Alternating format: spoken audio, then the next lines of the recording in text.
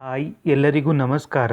ಈ ವಿಡಿಯೋದಲ್ಲಿ ನಾವು ಇತ್ತೀಚೆಗೆ ಕ್ಯಾನ್ಸಲ್ ಆದಂಥ motor vehicle inspector RTO, RPC ಮತ್ತು HK ಈ ಎಕ್ಸಾಮ್ನ ನೆಕ್ಸ್ಟ್ ಸೊಲ್ಯೂಷನ್ ಏನು, ನಾವು ಮುಂದೆ ಏನು ಮಾಡ್ಕೋಬೋದು ಎಂಬುದನ್ನು ನಾವು ಈ ವಿಡಿಯೋದಲ್ಲಿ ತಿಳ್ಕೊಳ್ಳೋಣ.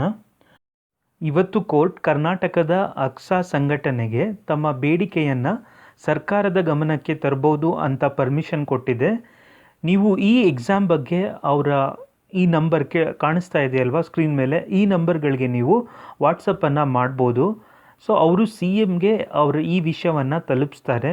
ಮೊದಲನೇ ಸ್ಟೆಪ್, ನಾವು ಈ ವಿಷಯವನ್ನು CMಗೆ ಮುಟ್ಟೋ ಹಾಗೆ ಮಾಡಬೇಕು ಅಂದರೆ ನೀವೆಲ್ಲರೂ ಈ ಎಕ್ಸಾಮನ್ನು ಯಾರು ಬರೆದಿದ್ದೀರೋ ಅವರೆಲ್ಲರೂ ಈ ನಂಬರ್ಗಳಿಗೆ ಮೆಸೇಜ್ ಮಾಡಿ ನಿಮ್ಮ ಅಭಿಪ್ರಾಯವನ್ನು ಅವ್ರ ಹತ್ರ ಶೇರ್ ಮಾಡ್ಕೊಳ್ಳಿ.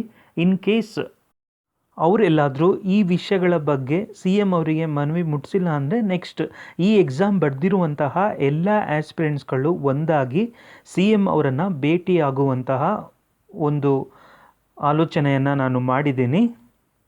ಹಾಗೆ ಈ ಎಕ್ಸಾಮ್ನ ಎರಡನೇ ಆಪ್ಷನ್ ಏನಿದೆ ಅಂತ ಅಂದರೆ ಆಬ್ವಿಯಸ್ಲಿ ಜುಡಿಷಿಯರಿಗೆ ಹೋಗುವಂಥದ್ದೇ ಒಂದು ಆಪ್ಷನ್. ಇದ್ರ ವಿರುದ್ಧ ನಾವು ಕೋರ್ಟಲ್ಲಿ ಕೇಸನ್ನು ಫೈಲ್ ಮಾಡಬೇಕಾಗತ್ತೆ. ಇದರಲ್ಲಿ ನಮ್ಮ ಸಾಕಷ್ಟು ಸಮಯವನ್ನು ಕೊಟ್ಟಿದ್ದೀವಿ ಎಕ್ಸಾಮನ್ನು ಬರೆಯೋದಕ್ಕೆ.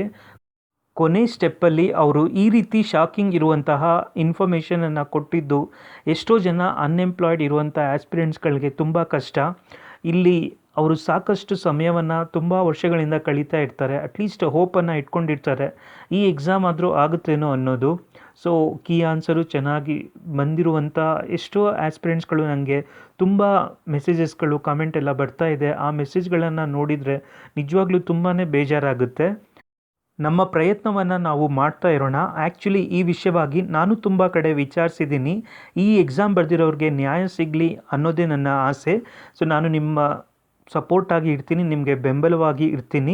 ನೀವೆಲ್ಲರೂ ಈ ಎಕ್ಸಾಮನ್ನು ಬರೆದಿರುವಂಥ ಆಸ್ಪಿರೆಂಟ್ಸ್ಗಳಿಗೆ ಈ ವಿಡಿಯೋವನ್ನು ಜಾಸ್ತಿ ರೀಚ್ ಮಾಡಿ. ನೀವು ಮೊದಲನೇದಾಗಿ ನಿಮ್ಮ ಒಂದು ಗುಂಪು ಬೇಕಾಗುತ್ತೆ, ನೀವೇ ಒಂದು ಯುನೈಟ್ ಆಗಿರಿ ಅಂತ ನಾನು ಹೇಳ್ತೀನಿ. ಕೊನೆಯದಾಗಿ ನಾನು ನಿಮಗೆ ಒಂದು ಮಾತು ಹೇಳೋದೇನೆಂದರೆ, ಪ್ರಯತ್ನ ನಮ್ಮ ಕಡೆಯಿಂದ ನಾವು ಮಾಡೋಣ. ಹಾಗೆ ಓದೋದನ್ನು ಯಾವತ್ತೂ ನಿಲ್ಲಿಸಬೇಡಿ. ನಮ್ಮ ಕರ್ನಾಟಕ ಗೌರ್ನಮೆಂಟಿಂದ ಯಾವುದಾದ್ರೂ ಎಕ್ಸಾಮ್ ನಾವು ಸೆಲೆಕ್ಟ್ ಆಗಿದ್ದೀವಿ ಅಂದರೆ ನಮಗೆ ಫೈನಲ್ ಡ್ಯೂಟಿ ಆರ್ಡರ್ ಬರುತ್ತಲ್ಲ, ಅಲ್ಲಿವರೆಗೂ ನಾವು ಬೇರೆ ಯಾವುದೇ ಎಕ್ಸಾಮ್ಗಳಿಗೆ ಓದೋದನ್ನು ನಾವು ನಿಲ್ಲಿಸಬಾರ್ದು.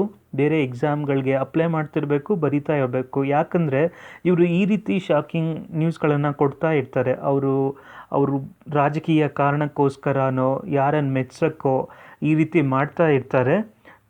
ಒಂದು ಸಲ ನಾವು ಈ ಫೀಲ್ಡಿಗೆ ಎಂಟ್ರಿ ಆಗಿದ್ದೀವಿ, ಅದು ಎಷ್ಟೇ ಕಷ್ಟ ಆಗಲಿ, ನಾವು ಏನೇ ಪ್ರಾಬ್ಲಮ್ ಆದರೂ ಪರವಾಗಿಲ್ಲ, ಒಂದು ಕೆಲಸವನ್ನು ಇಲ್ಲಿ ತಗೊಳ್ಬೇಕು ಅನ್ನೋ ಒಂದು ಕಾನ್ಫಿಡೆನ್ಸಲ್ಲಿ ನೀವು ಓದೋದನ್ನು